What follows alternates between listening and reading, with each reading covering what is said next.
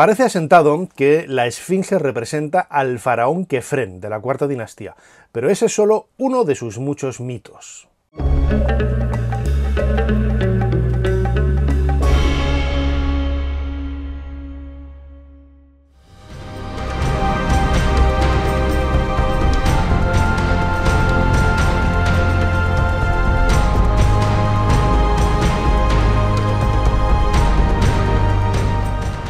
El guardián de las pirámides, ¿no? Como yo titulé en uno de mis libros dedicados precisamente a la historia de la Esfinge. Es uno de los monumentos más carismáticos de la meseta de Giza, junto con la gran pirámide del faraón Keops, y que curiosamente, por ejemplo, no es mencionada por muchos autores clásicos, ¿no? Entre ellos Heródoto, que pasa de puntillas por esa descripción de la meseta de Giza y no habla de la Esfinge, lo que ya nos está diciendo, como yo propuse hace muchos años, que Heródoto quizás no estuvo en Giza, sino que visitó la necrópolis de Abusir, o que, como también sospechan algunos autores, la esfinge estaba cubierta por la arena y no se veía.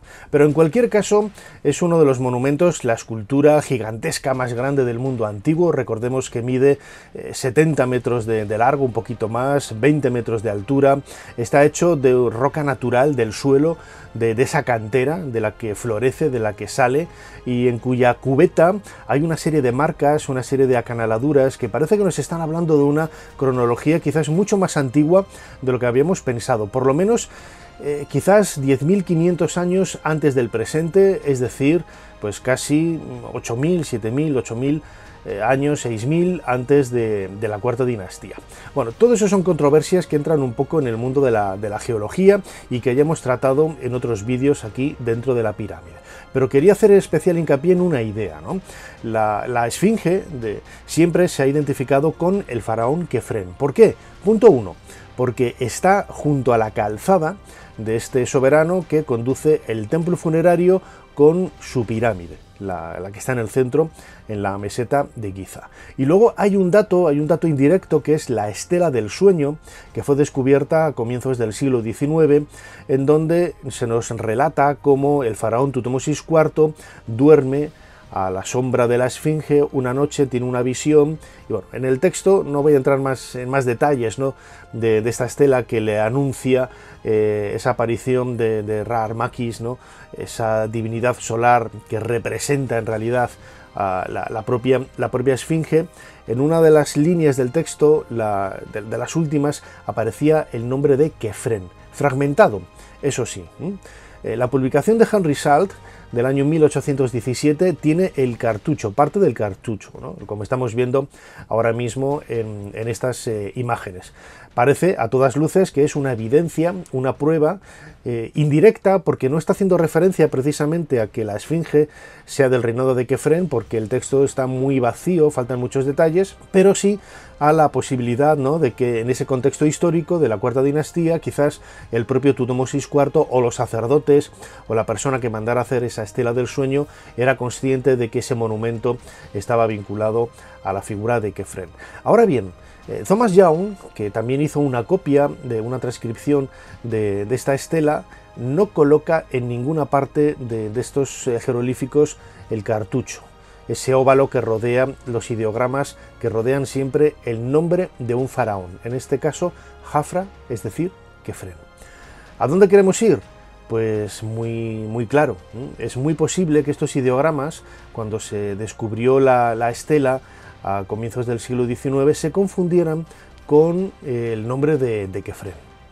Hay que pensar además que cuando se descubrió la estela no se sabía la escritura jeroglífica, no se había descifrado, ¿no? Se conocían algunos nombres, no sabemos ni siquiera si el de Kefren no está documentado, estaba perfectamente identificado, pero lo cierto es que Thomas Young no rodea con un cartucho estos ideogramas, ¿no? El horizonte y la víbora cornuda, la F, faltaría a la derecha de la imagen el disco solar de Ra, Jaf-Ra. Bueno, pues James Henry Breasted, en la traducción que hace de la estela, hace prácticamente 100 años, llama la atención sobre este hecho, ¿no? Y que llame la atención Breasted es bastante sintomático. ¿Por qué? Porque nos está haciendo ver que realmente no hay una prueba directa que diga que esta estela menciona al faraón Kefren. que eso es quizás una construcción de una reinterpretación de los textos tal y como se hizo en aquella época. Esto nos llevaría a pensar que realmente no hay una sola evidencia, ¿no?, que identifique la Esfinge con el faraón Kefren. Rainer Stadelmann, junto con Mark Lehner, por ejemplo, que hizo la tesis doctoral precisamente sobre la Esfinge, es una de las personas que mejor conocía, porque falleció hace pocos años, la Esfinge. Y él tenía una teoría bastante singular. Rainer Stadelmann señalaba que la Esfinge, el rostro de la Esfinge no representaba al faraón Kefren, sino al faraón Jufu, al faraón Keops, es decir, que sería un poco anterior a lo que se había pensado, ¿no? Él aportaba una serie de detalles estéticos, ¿no? El tocado Nemes, en la época de Kefren, no tiene esas rayas que sí que aparecen representadas, ¿no?, en la Esfinge, la forma de la cabeza, también la barbilla, la cobra. Hay muchos detalles que se alejan estéticamente del reinado de Kefren y se acercan al reinado de Keops.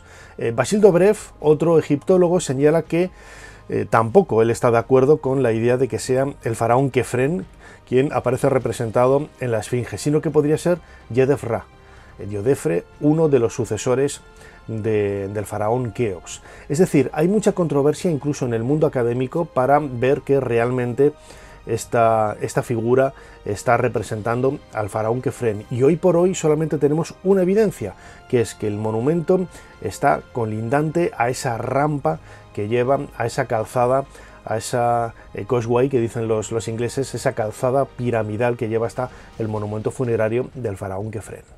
Otro de los grandes mitos que hay alrededor de la Esfinge, y que es algo que ha marcado la propia historia del monumento, es que incluso en la época antigua ya hubo buscadores de tesoros y buscadores de cámaras ocultas en el interior de la pirámide, ¿no?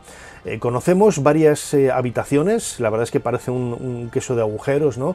Sabemos que hay una justo detrás de la estela, precisamente de la estela del sueño, hay una en el flanco izquierdo, que es el flanco norte de la Esfinge, hay otro en la cola, hay uno en la cabeza, otro agujero en la cabeza, y otro en el lomo justo detrás de la cabeza. Bueno, pues salvo el de la cola, que yo he tenido la oportunidad de estar ahí, en él, en varias ocasiones, que tiene unos 8 metros de profundidad, 4 hacia el interior del suelo y 4 hacia el interior del león, creemos que son, bueno, pues, o búsquedas en la antigüedad de cámaras ocultas, de secretos, en definitiva de tesoros. Hay que pensar que la meseta de Giza fue saqueada durante la historia, incluso a lo largo de la Edad Media hay una tradición muy fuerte, muy intensa, de todos los tesoros de oro y de piedras preciosas, todo legendario, claro, que venía de la meseta de Giza. Pues bien, la Orden Rosacruz, por ejemplo, a partir de una representación totalmente imaginaria, mitológica, uniendo algunas de estas cavidades, ha señalado que en el cuerpo de la Esfinge hay una especie de habitación llena de columnas, que en realidad es un mito, no hay absolutamente nada ahí, ¿no? Porque se han hecho prospecciones, como voy a contar ahora, y dentro no hay absolutamente nada, ¿no? Se decía que se entraba por la cabeza, se iba a dar a otra cámara, y de ahí se bajaba a ese hall lleno de columnas, que bueno, no tiene ningún sentido, ¿no? Ya de por sí no tiene ningún sentido que se acceda, que se entre a través de la cabeza, ¿no? Un lugar totalmente inaccesible.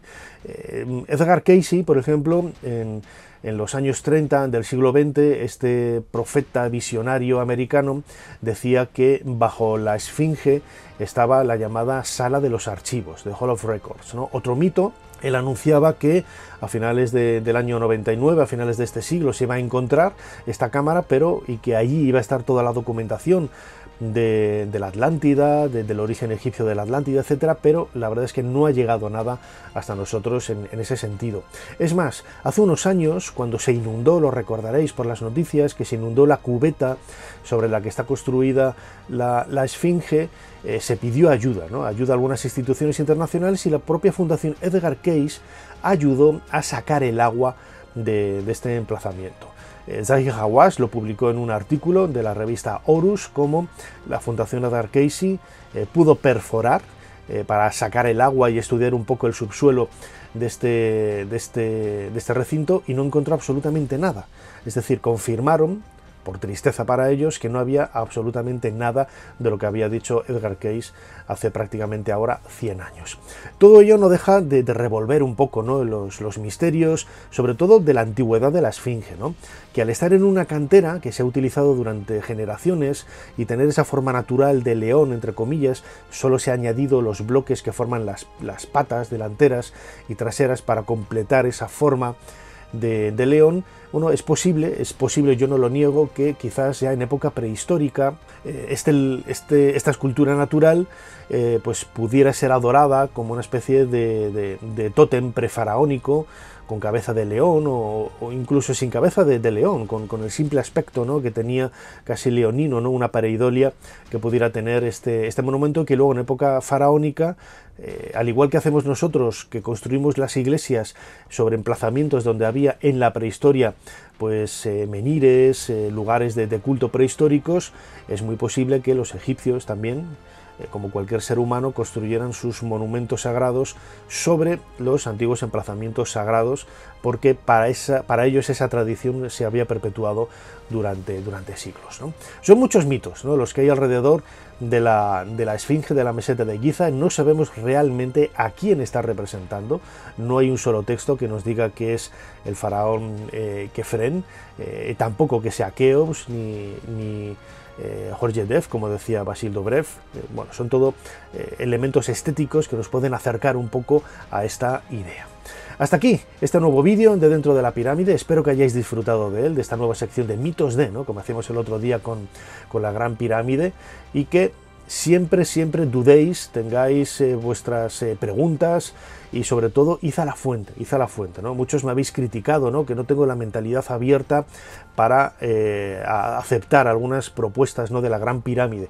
Bueno, pues es que si las pruebas, las evidencias están ahí y los que me están ofreciendo lo contrario no han visto esas fuentes, no saben jeroglífico, no saben de arqueología, ni siquiera han estado allí, pues entended que ponga en duda este tipo de planteamientos, ¿no? En este caso, por ejemplo, con la Esfinge ocurre todo lo contrario. Es uno de los monumentos más enigmáticos de la historia de la arqueología. Lo dicho, hasta aquí este nuevo vídeo de Dentro de la Pirámide. Espero que hayáis disfrutado de él. Compartidlo en las redes sociales, dadle al me gusta, suscribiros al canal si no lo habéis hecho ya, y nos seguimos viendo aquí dentro de poco, Dentro de la Pirámide. Hasta pronto.